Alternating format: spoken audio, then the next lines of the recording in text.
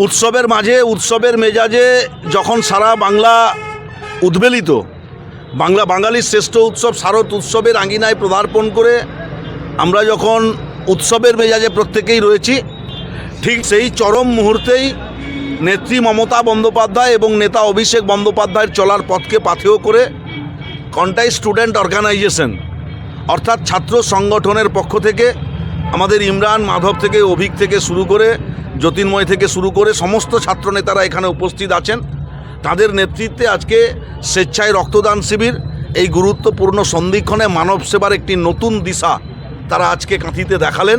আমরা উপস্থিত ছিলাম, ডিপিএসসি চেয়ারম্যান জনাব হাবিবুর রহমান সাহেব, জনাব সত্তার সাহেব, ইমরান আমাদের শিক্ষক থেকে শুরু করে অনেক আমন্ত্রিত অতিথিবর্গরা উপস্থিত ছিলেন। সকলকেই আগাম শারদীয়ার প্রীতি শুভেচ্ছা, অভিনন্দন, নমস্কার, প্রণাম। আর এই ছাত্র সমাজ মমতা বন্দ্যোপাধ্যায়ের পথকে, অভিষেক বন্দ্যোপাধ্যায়ের পথকে চলার পথে পাথেয় করে আরও বেশি বেশি করে সর্বহারা শোষিত বঞ্চিত মানুষের কাছে গিয়ে মানুষের পরিষেবা পৌঁছে দিক, এই আশা আকাঙ্ক্ষা কামনা করি।